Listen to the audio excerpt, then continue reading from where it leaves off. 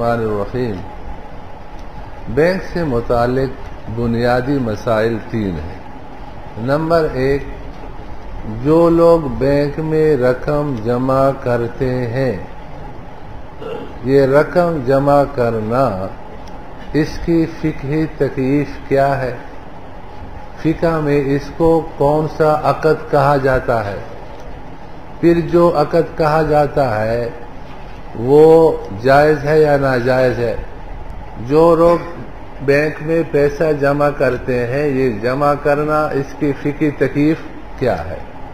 اور جو فقہی تکلیف ہے وہ جائز ہے یا ناجائز؟ اگر ناجائز ہے تو کیوں؟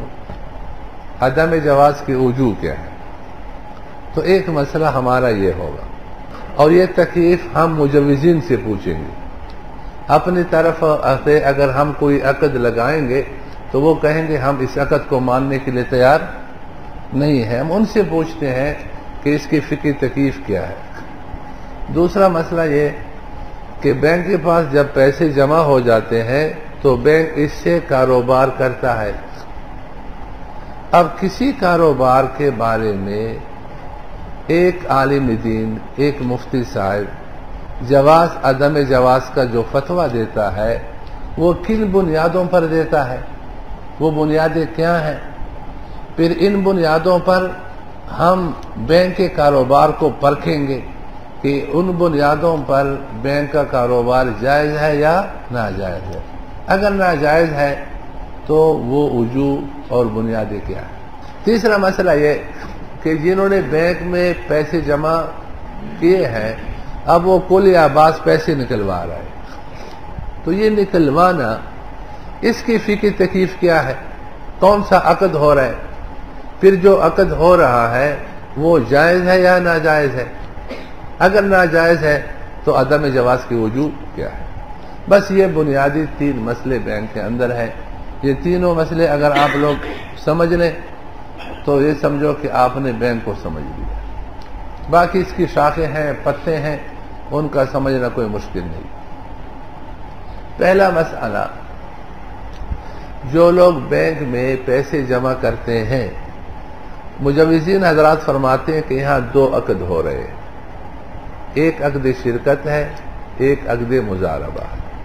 یہ جو پیسے والے افراد ہیں جن کو یہ لوگ اکاؤنٹ ہولڈرز کہتے ہیں، ان کا پیسہ آپس میں جمع ہو جاتا ہے، یہ شرکت ہے۔ آپ لوگ جانتے ہیں کہ ایک شرکت ملک ہے، ایک شرکت عقد ہے۔ پھر شرکت عقد کی شروع میں 2 قسمیں ہیں، شرکت اموال، شرکت غیر اموال۔ پھر شرکت اموال کی 2 قسمیں ہیں، شرکت عنان اور شرکت مفاوضہ۔ شرکت غیر اموال کی بھی 2 قسمیں ہیں، شرکت تقبل، صناعی بھی کہتے ہیں، اور شرکت وجوہ۔ یہ شرکت عقد تجارتی شرکت کو کہتے ہیں۔ تو یہاں بینکوں میں شرکت اموال ہے۔ اچھا، شرکت مفاوضہ کے لیے ایک شرط یہ ہے کہ سب کا سرمایہ ایک جیسا ہو، کیونکہ بینک میں ایک جیسا سرمایہ نہیں ہوتا، اس لیے بینک کی شرکت، یہ شرکت اموال بصورت مفاوضہ نہیں ہو سکتی، اس لیے یہ شرکت اموال بصورت عنان ہے۔ تو بینک کے اندر ایک عقد شرکت اموال بصورت عنان ہے جو ارباب الاموال کے آپس میں ہے۔ دوسرا عقد مضاربہ ہے، یہ ارباب الاموال سرمایہ کو جمع کر کے اس کو راس المال بنا کر بینک کے ساتھ عقد مضاربہ کرتے ہیں۔ بینک مضارب ہے اور یہ ارباب الاموال ہے، اور درمیان میں جو عقد ہے وہ عقد مضاربہ ہے۔ یہ حضرات فرماتے ہیں کہ یہ جو بینک ہے یہ شخص قانونی ہے اور شخص معنوی ہے، اور یہ عبد معزون فی التجارہ کے حکم میں ہے۔ عبد معزون، عبد منا غلام، وہ غلام جس کو مالک تجارت کی اجازت دے۔ تو اس کے اندر انہوں نے شخص حقیقی کی صفات کو مانا ہے۔ تو یہ شخص قانونی، عبد معزون فی التجارہ، فردی شخص، یہ مضارب ہے، اور پیسہ والے ارباب الاموال۔ تو تو کتنے عقد ہو گئے؟ 2. ایک عقد شرکت ہے، ایک عقد صفحہ نمبر 36 مروجہ اسلامی بینکاری کا فقہی و تحقیقی جائزہ۔ بینک سے متعلق بنیادی مسائل 3 ہیں۔ مسئلہ نمبر 1، بینک میں رقم جمع کرنا، اس کی فقہی تکلیف کیا ہے اور اس میں شرعی مفاسد اور خرابیاں کیا ہیں۔ مسئلہ نمبر 2، بینک کا ان جمع شدہ رقوم سے کاروبار کرنا، یہ کاروبار جائز ہے یا ناجائز، اس کا نفع حلال ہے یا حرام۔ مسئلہ نمبر 3، بینک سے رقم نکلوانا، جو لوگ کل یا بعض رقوم بینک سے واپس لے کر نکلواتے ہیں، اس کی فقہی تکلیف کیا ہے اور اس میں شرعی مفاسد اور خرابیاں کیا ہیں۔ مسئلہ نمبر 1، بینک میں رقم جمع کروانا اور اس کی فقہی تکلیف۔ حضرت مفتی محمد تقی عثمانی صاحب زیدہ مجدوم تحریر فرماتے ہیں، جو لوگ بینک اکاؤنٹ میں رقمیں جمع کرتے ہیں، جو لوگ بینک کے اکاؤنٹ میں رقمیں جمع کرتے ہیں، وہ باہم ایک دوسرے کے ساتھ شرکت کرتے ہیں، پھر یہ سب مل کر بینک سے مضاربت کرتے ہیں، جس میں اکاؤنٹ ہولڈر ارباب الاموال ہیں اور بینک مضارب ہے۔ بتائیے، جو لوگ بینک کے اکاؤنٹ میں رقمیں جمع کرتے ہیں وہ باہم ایک دوسرے کے ساتھ، یہ شرکت اموال ہے غیر اموال ہے، اور سب کے سرمایہ برابر ہوتے ہیں یا مختلف؟ تو بصورت اعلان ایک عقد ہو گیا، دوسرا عقد، پھر یہ سب مل کر بینک سے مضاربت کرتے ہیں، جس میں اکاؤنٹ ہولڈر ارباب الاموال ہیں اور بینک کیا ہے؟ مضارب۔ کتنے عقد ہو گئے؟ 2۔ فقہی تکلیف ان حضرات نے خود بیان فرمائی نہیں فرمائی؟ چلے کتاب غیر سودی بینکاری صفحہ 312۔ نیز اس شرکت کو شرکت اموال کہا جاتا ہے، پھر شرکت اموال میں بھی بقول مجوزین یہ شرکت عنان ہے، اور یہ دونوں عقد فاسد ہیں، اور عقود فاسدہ بتصریح ہے فقہائے کرام رحمہم اللہ تعالی، یا بتصریح چھوڑے بڑھا دے، بتصریح فقہا، یہ دو لوگ بڑھا رہ گئے چھپائی میں، بتصریح فقہائے کرام رحمہ اللہ تعالی بحکم سود ہیں۔ قال العلامۃ الحسکفی رحمہ اللہ تعالی فضل ولو حکما فدخل ربا النسیئة والبیوع الفاسدة فكلها من الربا، الشامیہ جلد 7 صفحہ 417۔ وقال العلامۃ ابن عابدین رحمہ اللہ تعالی ان الشروط الفاسدة من الربا وهي في المعاوضات المالية وغيرها، لأن الربا هو الفضل الخالي عن العوض، وحقيقة الشروط الفاسدة هي زيادة ما لا يقتضيه العقد ولا يلائمه، ففيها فضل خال عن العوض وهو الربا كما في الزيلعي وغيره قبيل كتاب الصرف، الشامیہ جلد 7 صفحہ 189۔ حکیم الامہ حضرت مولانا اشرف علی تھانوی صاحب رحمہ اللہ تعالی ایک سوال کے جواب میں تعریر فرماتے ہیں، شریعت میں ربا یعنی سود کچھ زیادہ وصول کرنے ہی کے ساتھ مخصوص نہیں، بلکہ ہر عقد باطل و فاسد ربا ہے۔ دیکھو، ہر عقد باطل و فاسد کیا ہے؟ ربا ہے۔ یہ اکابر علیہ الرحمہ کا ارشاد ہے یا نہیں؟ چلے، اور اگر کوئی اپنی اصطلاح میں اس کا نام ربا نہ رکھے تو احکام کا مدار نام پر نہیں ہے بلکہ حقیقت پر ہے، اور حرمت صرف ربا کے ساتھ خاص نہیں، جو عقد کے شرائط جواز کا فاقد ہو یعنی اس میں شرائط جواز نہ ہو وہ بھی حرام ہے۔ امداد الفتاوی جلد 3 صفحہ 466۔ یہ جو آپ کے ہاتھ میں کتاب ہے اس میں 6 وجوہ سے عقد مضاربہ کا فساد ثابت کیا گیا ہے، اور 6 وجوہ سے عقد شرکت کا فساد بھی ثابت کیا گیا ہے۔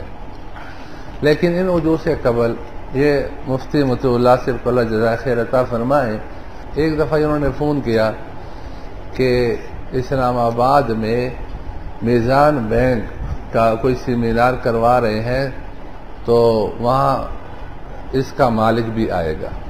تو میں نے کہا میزان بینک کا ایک مالک کہاں سے بنا؟ انہوں نے تھوڑی سی یہ بات ان سے ہوئی تو ایک بہت بڑی بات سامنے آئی، وہ بات پہلے آپ حضرات کو میں سمجھاؤں، لیکن ہم خارج ایک مثال، یہ ان کا نام ہے رضوان احمد نے 10 لاکھ سرمایہ سے کپڑے کی ایک دکان کھولی اور اس کا نام رکھا رضوان کلاتھ ہاؤس۔ اب اس رضوان کلاتھ ہاؤس کاروبار کا مالک ایک ہے یا دو ہے یا چار ہے؟ ایک ہے۔ ان کو کاروبار بڑھانے کے لیے سرمایہ کی ضرورت تھی۔ انہوں نے مفتی امان اللہ صاحب سے 5 لاکھ روپے لے کر ان کو شریک کیا۔ جب ان کو شریک کر لیا، اب یہ رضوان کلاتھ ہاؤس کے مالک ایک ہے یا دو ہیں؟ مولانا عمار اللہ، ان کو بھی اس کاروبار کے فوائد معلوم ہو گئے تو یہ بھی مثلا 20 لاکھ روپے لے کر آئے کہ ملا ہم کو بھی شریک کر لو۔ انہوں نے کہا بہت اچھی بات ہے، ان سے پیسے لیے، ان کو بھی شریک کر گیا۔ اب اس کاروبار کے مالک کتنے ہو گئے؟ 3 ہو گئے۔ یہ مولانا احمد فراز صاحب، ان کو بھی کاروبار کے فوائد کا علم ہوا تو یہ بھی 10-15 لاکھ روپے لے کر آئے کہ مجھے بھی۔ اب اس کے مالک کتنے ہو گئے؟ 4۔ اب شریعت کا قانون یہ ہے کہ اگر چاروں کام کر رہے ہیں مساوی تو پھر ہر ایک کو سرمایہ کے مطابق نفع ملے گا۔ اگر کام کرنے والا ایک ہے جس کو شریک عمیل کہتے ہیں تو اس کے لیے نفع میں شرح زیادہ مقرر کرنا جائز ہے، سرمایہ سے زیادہ نفع مقرر کرنا جائز ہے، لیکن یہ تو شریعت کا قانون ہے۔ یہ لوگ شریعت کے قانون پر اگر نہ چلیں، جیسے بینک والے نہیں چل رہے، تو یہ جو شریک عمیل ہے مثلا صرف رضوان ہے اور یہ اپنے عمل کی اجرت علیحدہ لے رہا ہے۔ کیا لے رہا ہے؟ اجرت۔ جب اجرت اس نے لے لی تو اب یہ بھی شریک غیر عمیل کے درجے میں آ گیا، اور جب کوئی شریک عمل نہ کرتا ہو تو اس وقت پھر ہر شریک کو سرمایہ کے تناسب سے نفع ملے گا۔ ٹھیک ہے؟ اب اس رضوان نے اپنے عمل کی اجرت علیحدہ لے لی۔ اب شریعت کہہ رہی ہے کہ اب جتنا نفع ہوگا ہر ایک کو نفع اس کے سرمایہ کے مطابق پورا کا پورا ملے گا، یہ شریعت ہے۔ لیکن یہ رضوان کہہ رہا ہے کہ نہیں، ایسا نہیں ہوگا۔ کیسے ہوگا؟ یہ کہہ رہے ہیں کہ یہ جو 3 افراد بعد میں آئے ہیں ان کی میرے ساتھ شرکت ہے، لیکن یہ جو رضوان کلاتھ ہاؤس نام ہے نا، ان کے ساتھ ان کی مزاربت ہے، اور یہ شخص قانونی اور عبد معذون فی التجارہ، اس کا مالک صرف میں ہوں، یہ 3 مالک۔ شریعت تو کہہ رہی ہے کہ یہ تینوں بھی اس کے مالک، لیکن یہ کہتے تینوں مالک نہیں، اس کا مالک صرف میں ہوں، لہذا ان کا تینوں کا میرے ساتھ تو شرکت ہے، لیکن رضوان کلاتھ ہاؤس کے ساتھ ان کی مزاربت ہے، لہذا ان کے سرمایہ کا آدھا نفع رضوان کلاتھ ہاؤس کو ملے گا، آدھا نفع ان کو ملے گا۔ پھر یہ رضوان کلاتھ ہاؤس کو جو نفع ملا ہے یہ کہاں جائے گا؟ کہتے یہ میرا غلام بھی میرا تو اس کا نفع بھی میرا۔ تو یہ رضوان عمل کا اجر، عمل کی تنخواہ مستقل لے رہا ہے، اپنے سرمایہ کا پورا نفع لے رہا ہے، اور دوسرے شرکاء کے سرمایہ کا آدھا نفع بھی یہ فردی شخص قانونی کے بہانے سے لے رہا ہے۔ تو یہ ان کے لیے جائز ہے ناجائز ہے؟ یہ جو 3 شرکاء ہیں ان کے سرمایہ کا آدھا نفع یہ جو فردی شخص ہے اس کے عنوان سے وہ بھی لے رہا ہے، اس کو شریعت نے کہیں بھی جائز نہیں کہا۔ چونکہ یہود و نصارہ کا فارمولہ یہ ہے بینکوں کے بارے میں یاد رکھنا کہ جس نے سب سے پہلے بینک بنایا ہے مالک وہی ہوگا، دوسرے مالک نہیں ہوں گے۔ اور چونکہ آپ لوگ جانتے ہیں کہ بینکوں کی بنیاد سرمایہ دارانہ نظام پر ہے کہ مالدار تر بنے اور غریب تر بنے۔ سعودی بینکوں میں جو فارمولہ جاری کیا گیا ہے اسلامی بینکوں میں بھی علماء سے وہی فارمولہ منوایا گیا ہے۔ اچھا، سودی بینکوں میں تو یہ ہے کہ شرعی طور پر بات سمجھ میں بھی آتی ہے، اس لیے کہ جس آدمی نے سودی بینک بنایا ہے وہ بینک میں دوسروں کو شریک نہیں کرتا، وہ دوسروں سے قرض لیتا ہے، اور آپ لوگ جانتے ہیں کہ مقروض قرض کا مالک بن جاتا ہے، مقرض کی ملکیت سے قرض نکل جاتا ہے۔ اس لیے وہاں تو یہ فارمولہ صحیح ہے کہ بینک کا مالک ایک ہے، شخص قانونی کا مالک ایک ہے، عبد معزون کا مالک ایک ہے، لیکن یہاں جب آپ نے اس کو شریک بنا دیا تو جیسے شریک ہو گیا تو بینک کا یہ مالک بنا نہیں بنا، تو بینک کا ایک مالک کیسے ہو گیا، دو مالک کیسے ہو گئے؟ اور جب یہ شریک ہو گئے، اب جو شریک کام کر رہا ہے وہ کام کی الگ تنخواہ لے رہا ہے، تو تنخواہ لینے کے بعد اب جتنا نفع ہوگا وہ سارا نفع تمام شرکاء میں سرمایہ کے مطابق تقسیم ہوگا۔ یہ تو صرف شرکت ہے، اس میں مضاربت کہاں سے آ گئی؟ اس لیے کہ جو عبد معزون ہے وہ سب کا ہے، اور اپنے غلام کے ساتھ مضاربت کا عقد کرنا جیسے اپنے آپ سے آپ مضاربت کا عقد کر رہے، یہ دنیا والے کتنے شاطر ہیں، مولویوں سے لکھوایا کہ یہاں مضاربت بھی ہے اور شرکت بھی ہے۔ مضاربت اس لیے لکھوایا تاکہ یہودیوں کے فارمولہ کو اور اس کے نظام کو تحفظ دیا جائے، سرمایہ دارانہ نظام کو تحفظ دیا جائے، غریب کا خون چوسا جائے۔ یہ اپنا سرمایہ اس کا پورا نفع لے رہا ہے، عمل کی اجرت بھی لے رہا ہے، اب ان کا دوسروں کے سرمایہ کے نفع سے کوئی تعلق ہے؟ پھر بھی اس کا آدھا لے رہا ہے، تو آدھا کیوں لے رہا ہے؟ کون سا شرعی قانون ہے؟ آپ کو میں اجازت دیتا ہوں، آپ جا کر کے پوچھیں، دارالعلوم جائیں، جامعہ الرشید جائیں، پورے پاکستان میں جو بھی کہتے ہیں بینک جائے ان سے کہو عقد مضاربہ کس لیے ہے؟ یہ شخص قانونی میں عبد معزون فی التجارہ میں یہ اس کا مملوک ہے، یہ دوسرے شرکاء کا مملوک کیوں نہیں ہے؟ یہ یاد رکھنا۔ ہمارے پاس ایک جماعت میں لگا ہوا ہے، پہلے اسٹیٹ بینک کا مینیجر تھا، ریٹائر ہوا، اب جماعت میں کام کر رہے، تو مدرسے میں ہم نے بلوایا تھا، تو انہوں نے کہا کہ تھیوری صحیح ہے، پریکٹیکل غلط ہے۔ تھیوری کس کو کہتے ہیں؟ نظریہ۔ خاکے کو کہتے ہیں؟ اچھا، خاکہ صحیح ہے کہتے ہیں۔ میں نے کہا ہمارا کلام تو خاکے میں کہ خاکہ غلط ہے، چلو آپ بولیں۔ تو اس نے جب بولا میں نے کہا آپ مجھے بتاؤ، یہ ایک دو آدمی نے بینک بنا دیا، اب تیسرا آدمی ہے، اس کو کیسے شریک بنائیں گے؟ کہتے وہ شریک تھوڑی ہوگا، وہ تو شیئر ہولڈر ہوگا، مالک یہ دو ہوں گے، یہ تیسرا چوتھا یہ مالک نہیں ہوگا، اور مہینے کے بعد یہ مشورہ سے اس کو نفع دیں گے۔ پھر کہتے ہیں ہاں اسلام میں تو تحقیقی نفع ہے، مشورے سے نفع نہیں ہے۔ تو میں نے کہا آپ اسلام تو کہتے ہیں کہ جب آپ نے اس کو شریک بنا دیا تو وہ کیا ہو گیا؟ مالک بن گیا۔ یہ جو کہتے ہیں کہ میزان بینک کا ایک مالک ہے، دو مالک ہے، فلاں بینک کا فلاں مالک ہے، کیسے مالک ہو گیا؟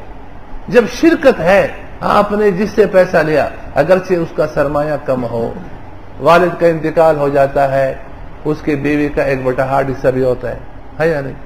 بیٹے کا اور بیٹی دونوں کے حصے میں فرق ہے یا نہیں فرق؟ بہن کے حصے میں۔ اس کے باوجود یہ نہیں کہا جاتا کہ صرف بیٹا جائیداد کا مالک ہے، دوسرے وارث مالک، سارے وارث اگرچہ ان کا حصہ کم کیوں ہو پھر بھی مالک ہے۔ تو یہاں پر بینک کا مالک ایک کیسے ہے؟ بات سمجھ میں آ گئی؟ یہ یہودیوں کا جو فارمولہ ہے، سرمایہ دار نظام کا جو اصول ہے کہ ہم نے غریبوں کو ذبح کرنا ہے، تو اسلامی بینکوں میں بھی غریبوں کو ذبح کیا جا رہا ہے۔ آپ کو دعوت ہے، آپ کتابیں دیکھ لیں کہ اپنے غلام کے ساتھ مضاربت سے معنی دارت، اور جس نے آپ کو کاروبار میں شریک کر لیا تو جس نے پہلے کاروبار شروع کیا وہی مالک ہوگا، باقی دوسرے مالک نہیں ہوں گے۔ یہ کسی کتاب میں ہے؟ یہاں تک تو کتابوں میں کسی نے غلام خریدا اور اس نے اپنے حصے میں دوسرے کو شریک بنا دے تو وہ بھی مالک ہو جائے گا۔ قربانی کے لیے کسی نے جانور خریدا، پورا جانور، لیکن نیت تھی کہ میں دوسروں کو بھی بناؤں گا 20,000، پھر ایک کو ایک حصہ بیچا تو وہ مالک نہیں ہوگا؟ وہ بھی مالک ہے، اس لیے کہ ملکیت کے بغیر قربانی ہوتی ہے اگر وہ مالک نہیں بنتا۔ یہ کس کتاب میں ہے، کس مذہب میں ہے؟ آپ خارج میں کسی عامی سے بھی کہو کہ پیسے مجھے دو، لیکن آپ مالک نہیں ہوں گے، شریک ہوں گے، مالک نہیں ہوں گے، وہ کہتے ہیں عجیب آدمی ہے، کاروبار سے مجھے پیسے لے رہے ہو۔ یہ مسعود لوگ مسائل پوچھ رہے ہیں کہ ہم نے 3 آدمی نے گاڑی خریدی، ایک کا چوتھا حصہ ہے، ایک کا آدھا ہے، ایک کا اتنا ہے، اب وہ اپنا حصہ بیچ رہا ہے، تو وہ مالک ہے اس لیے تو بیچ رہے ہیں، اگر مالک نہیں تو بیچ سکتے ہیں۔ تو وہ کون سی شرکت ہے جس میں شرکت ہے اور ملکیت نہیں ہے؟ تو بینک میں جب شرکت آ گئی تو ملکیت ہی نہیں آئی۔ تو میزان بینک کے عنوان سے آپ نے کاروبار شروع کیا، بینک اسلامی کے عنوان سے آپ نے کاروبار شروع کیا، رضوان کلاتھ ہاؤس کے عنوان سے آپ نے کاروبار شروع کیا، تو جس سے بھی آپ نے پیسہ لیا وہ سب آپ کے ساتھ کیا ہو گئے؟ تو یہ تو شرکت ہے، اس میں مضاربت کس کے ساتھ ہے؟ یہ مضاربت کیوں درمیان میں لایا؟ صرف فرضی نام سے غریبوں کے سرمایہ کا آدھا نفع اس جاگیردار کو کھلانا ہے، اس مالدار کو پیٹوں کو کھلانا ہے۔ پہلے اس کا پیٹ بہت ہے، اب اس کو اور سرمایہ دار نظام کا اصول یہ ہے کہ مالدار کیا بن جائے؟ مالدار تل بن جائے، اور غریب کیا بن جائے؟ غریب تل بن جائے۔ 111 نکال کر کے پڑھیں، صفحہ نمبر 111 نکال لیں۔ او بھائی یہاں پر 2 عقد ہے، میں کہہ رہا ہوں شرکت اور مضاربت ہے، یا خود مجوزین نے لکھا ہے؟ خود مجوزین۔ سمجھ گئے؟ آپ ان سے پوچھیں کیا مضاربت کا کیا، کس سے مضاربت ہے؟ کس نے مضاربت کی ہے؟ اپنے غلام سے کوئی مضاربت کرتا ہے؟ غلام بھی ان کا ہے، غلام کا سارا کمایا ہوا مال بھی ان کا ہے۔ پھر چلے بعض ضروری تنبیہات۔ تنبیہ نمبر 1، ہمارے متبادل میں شخص قانونی کا تصور درج ذیل وجوہ سے نہیں۔ مفتی حمید جان سے رحمہ اللہ فرمایا کرتے تھے کہ مضاربت یہ عقود میں سے ایک عقد ہے، اور عقد کی صحت کے لیے ضروری ہے کہ متعاقدین ذی روح ہوں، ذی عقل ہوں۔ اگر ذی روح ذی عقل نہیں ہے تو یہ عقد صحیح، تو کہتے ہیں شخص قانونی میں تو عقل ہی نہیں ہے، نہ جان ہے، ایک فرضی شخص ہے، تو یہ مضارب کیسے بنے؟ پھر اس کے ہاتھ پاؤں نہیں، کل کام کیسے کرے؟ مضاربت کے لیے تو کام بھی ضروری ہے، تو کام کیسے کرے گا؟ تو کہتے ہیں اولن تو عقد کے لیے ذی روح ہونا ضروری ہے۔ وہ حضرات تو یہ فرماتے تھے، یہ ہم نے کہا چلو ہم نے اس کو ذی روح بھی مان لیا، ذی عقل بھی مان لیا کہ بڑا عقل مند ہے، سمجھدار آدمی ہے، اور اس کا عقد بھی کیا ہے؟ صحیح ہے، پھر بھی تمہاری مضاربت صحیح نہیں ہے۔ چلے یہ اس تحریر سے پہلے متبادل کی تحریر ہے، تو اس لیے یہ لکھا ہوا ہے ہمارے متبادل میں۔ جی نمبر 1، نفس الامر اور واقع میں ہمارے نزدیک بھی دوسرے مقتدر علماء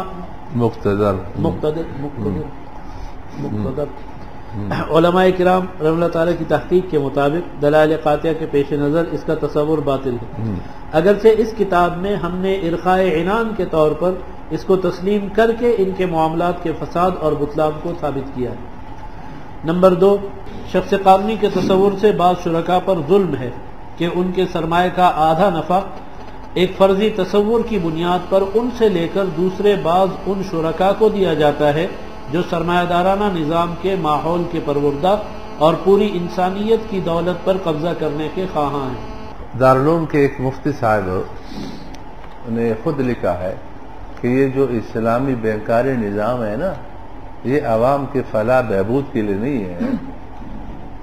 آپ تو سمجھ رہے کہ بڑے احسان کیے ہیں لوگوں پر تاکہ لوگوں کو فائدہ پہنچ جائے۔ جب علماء نے حضرت شیخ سلم اللہ خان سے رحمۃ اللہ علیہ کے زیر صدارت اتفاقی طور پر پنجاب کے بڑے بڑے اور بلوچستان کے بڑے مفتیان اور اس طرح سندھ کے بڑے مفتیان کرام نے فتویٰ دے دیا کہ یہ ناجائز ہے، تو پھر حضرت مفتی عاشق الہی بلند شہری رحمۃ اللہ کا نام سنا ہوگا، دارالعلوم والوں کے استاد بھی ہیں، ان کے ایک صاحبزادے ہیں مولانا عبدالرحمان کوثر صاحب، انہوں نے ایک تفصیلی خط لکھا کہ جب اتنے مفتیان کرام نے تمہارے اس نظام کو رد کر دیا اور اس کو حرام فرما رہے ہیں تو آپ پیچھے ہو جائیں، اب آپ لوگوں کو اس پر ڈٹنے کی ضرورت نہیں ہے۔ اکابر کا طریقہ یہی رہا ہے کہ جب ان کے نظام کو جید علماء رد کر دیتے تھے تو انہوں نے کہا ٹھیک ہے، اگرچہ ہم اس کو مباح کہتے ہیں لیکن جو دوسرے حرام کہہ دیتے ہیں تو بھی احتیاط اسی میں ہے کہ اس کو چھوڑیں۔ اس خط کا جواب حضرت مفتی محمود اشرف صاحب دامت برکاتہم دارالعلوم کے بڑے مفتیوں میں سے ہے، ان کے ذمہ لگایا ہے کہ آپ اس کا جواب دیں۔ پورا خط تو ہمارے پاس کراچی میں پڑا ہوا ہے، کسی کو کہے تو وہ مل جائے گا۔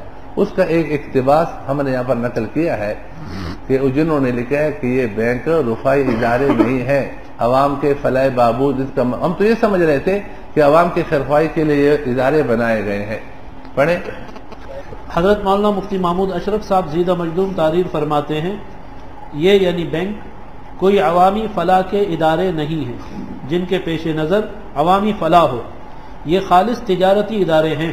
ان کے مالکان و ذمہ داران میں سے ایک تعداد ان لوگوں کی بھی ہے جن کی نشو و نما سرمایہ داری پر مبنی سودی بینکاری کے ماحول میں ہوئی ہے، اور وہ اسلامی نظام عدل سے کما حقہ واقف نہیں۔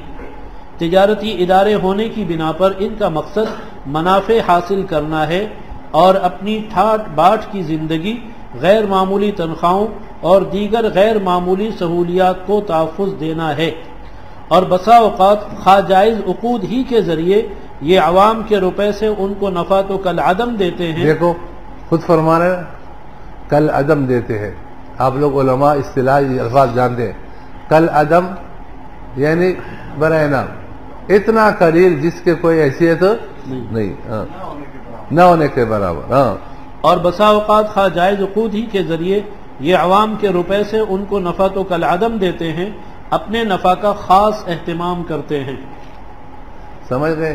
اس لیے ہم نے کہا کہ یہ بھی عوام کا خون چوستے ہیں جیسے دوسرے بینک چوستے ہیں، لیکن وہ ناجائز طریقے سے چوستے ہیں، یہ جائز طریقے سے علماء کی رہنمائی میں چوس رہے ہیں، اور وہ علماء کی رہنمائی کے بغیر چوس رہے ہیں۔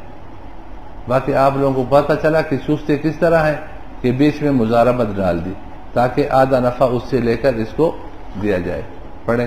تنبیہ نمبر 2، شخص قانونی کا تصور کس لیے؟ شخص قانونی کا تصور اس لیے ہے تاکہ سرمایہ دارانہ نظام کو ان اسلامی نامی بینکوں میں پورا تحفظ ملے۔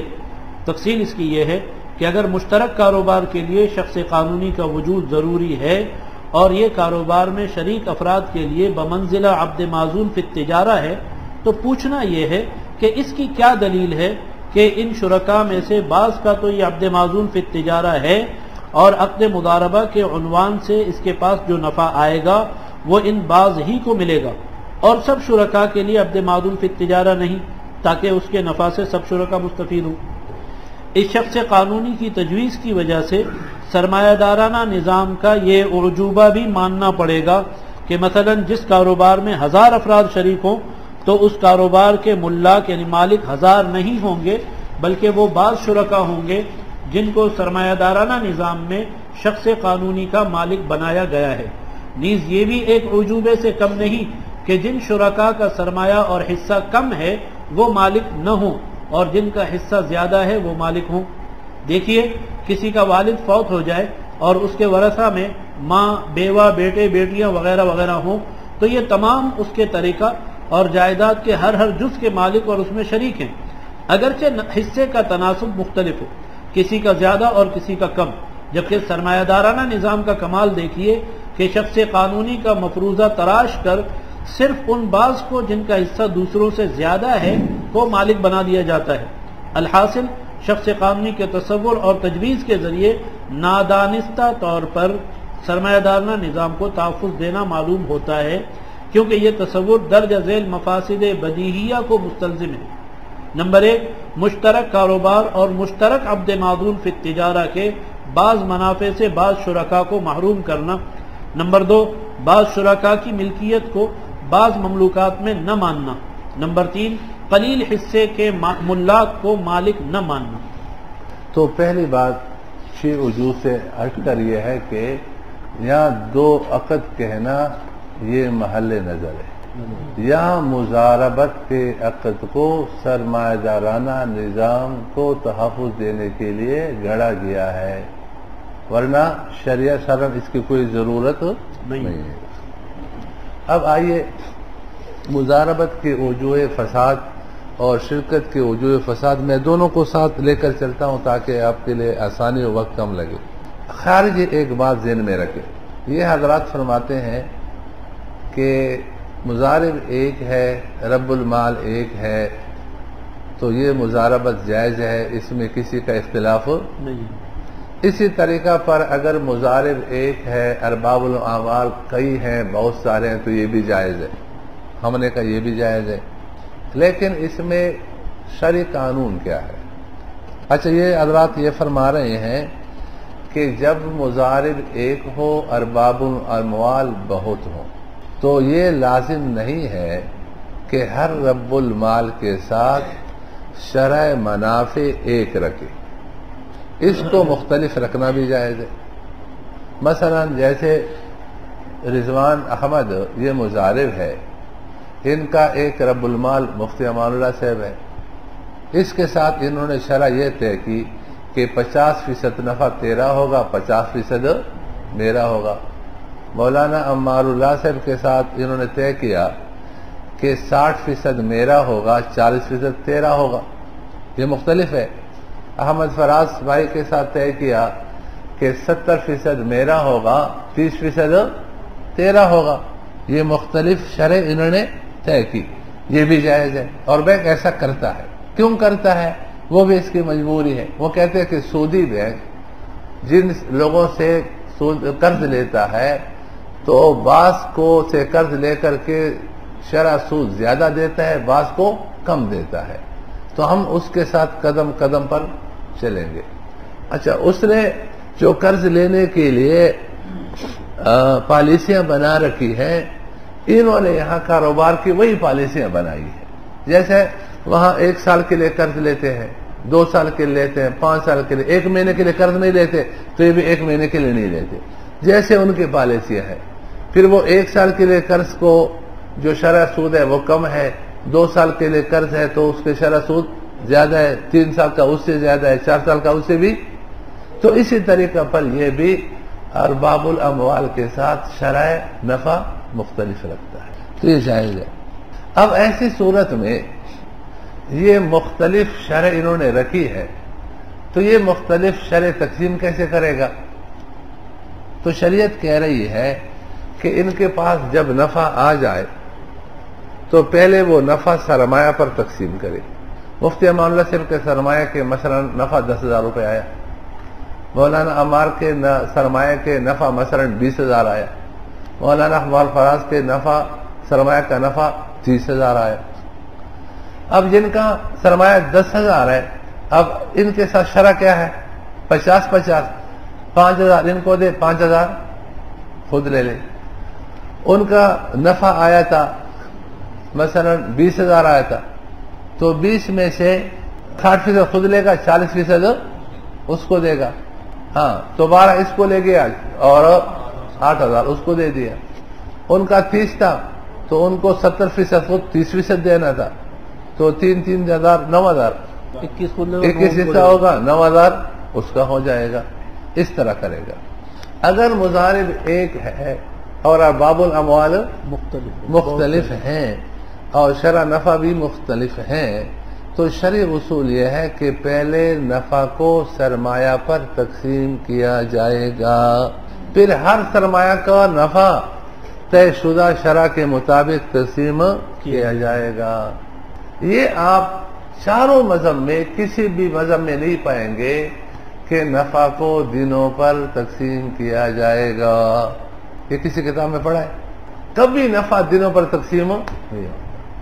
دنوں پر نفع اس وقت تقسیم کیا جاتا ہے جب سرمایہ کا پتہ ہی نہ ہو، جب پتہ نہ ہو کہ یہ نفع کس سرمایہ نے کمایا ہے، پھر وہ شرعی اصول چھوڑ کر کے یہود و نصارہ کے اصول اور بینکوں کو اصول لیتے ہیں۔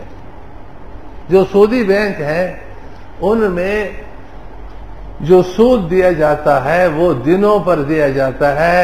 آپ کتنے دن کے لیے قرضہ دیتے ہو تو اتنے دنوں کی وجہ سے پھر ان کو سود زیادہ دین ہے۔ یہ نہیں کہ ہم نے تمہارے قرض سے زیادہ سود کمایا ہے یا کم کمایا ہے، اس کا کوئی اعتبار ہو، بس تم یہ بتاؤ تمہارے کتنے دن کا قرض ہے، تو دنوں کے حساب سے وہ پھر سود دیتے ہیں کہ 1 دن کا سود اتنا ہے، 2 دن کا، خواہ اس نے اس قرض سے بینک نے 1 روپے بھی نہ کمایا ہو۔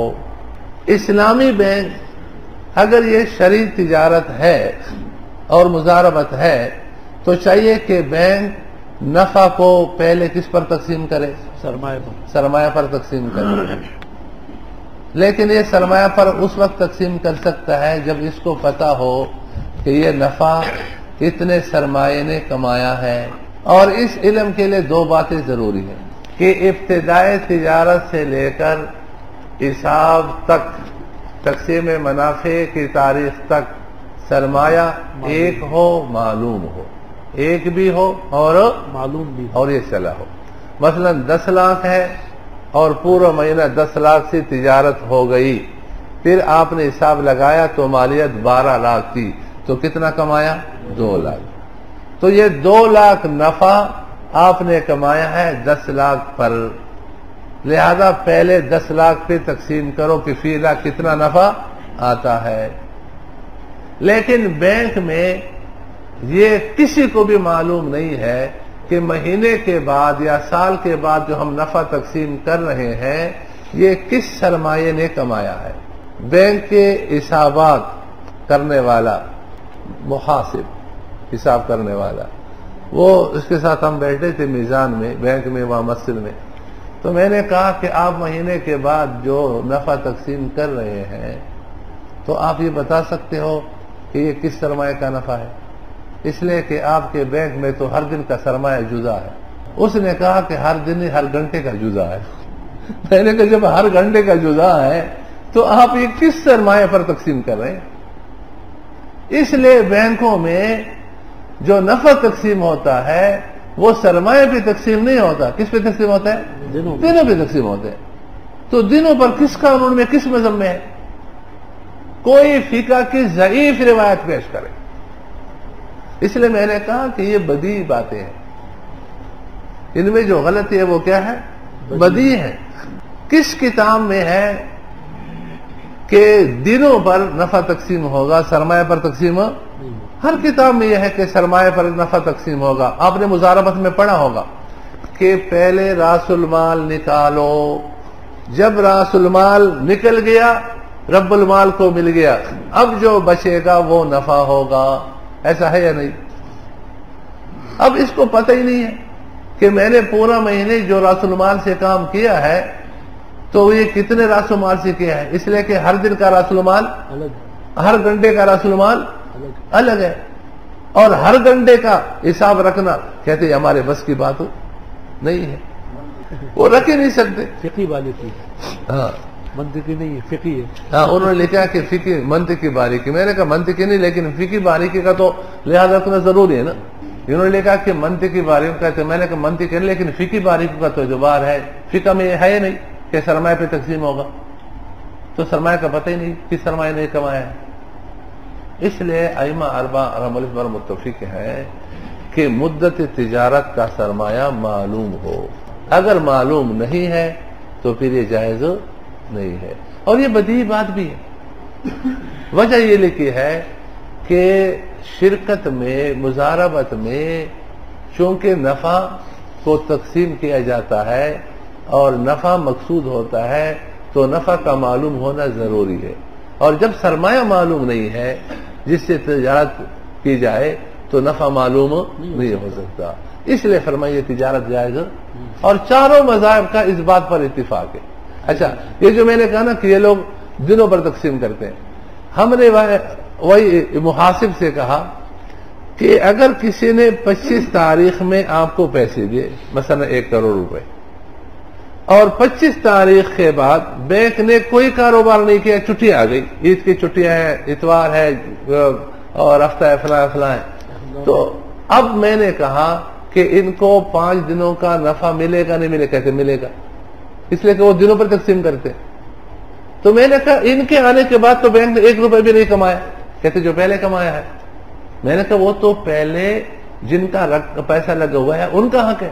کہتے وہ خوشی سے دیتے. ان کا بڑا جواب یہ ہے خوشی سے دے رہے. سارے بزرگان دین جمع ہوئے ہیں کہ میرے پیسے سے جس کو دینا چاہو دے جائے، خوشی سے دے رہے. بھائی کاروبار میں خوشی نہیں چلتی. انہوں نے کہا کہ آپ کوئی شرعی وجہ بتائیں. تو اللہ تعالیٰ نے ذہن میں ڈالا، حدیث میں ہے لا یحل ربح ما لم یضمن، جس کاروبار کا تاوان تیرے ذمے نہیں ہے اس کا نفع تیرے لیے حلال نہیں. یاد رکھنا علماء، استحقاق نفع کے 3 اسباب ہیں۔ کتنے اسباب ہیں؟ 3 نمبر 1 مال، نمبر 1 مال، نمبر 2 عمل، نمبر 2 عمل، نمبر 3 زمان، نمبر 3 زمان۔ میں نے کہا 25 تاریخ سے پہلے اس کا مال تھا، کہتے نہیں۔ اس کا عمل تھا، کہتے نہیں۔ اگر نقصان ہوتا تو اس پر زمان آتا تھا، کہتے نہیں۔ تو میں نے کہا آپ صلی اللہ علیہ وسلم فرماتے ہیں کہ اس کاروبار کا نفع اب اس کے لیے حلال نہیں ہے۔ تو اس نے فوراً لکھ لیا کہ میں شرعی اعتبار سے پوچھ کر آپ کو بتاؤں گا۔ 5-6 سال ہو گئے، ابھی تک بتائیں گے۔ فون نمبر سب پوچھ دیا۔ میں نے کہا کہ 2 بتاؤ، آج تک انہوں نے بتایا نہیں۔ تو یہ لوگ کس پر تقسیم کرتے ہیں نفع؟ دنوں میں یہ دنوں پر کیوں تقسیم کرتے ہیں؟ اس لیے کہ سرمایہ معلوم نہیں ہوتا، یہ نہیں بات۔ اور اس پر اجماع ہے، ائمہ اربعہ کا اتفاق ہے کہ سرمایہ کا معلوم ہونا ضروری ہے۔ پڑھیں۔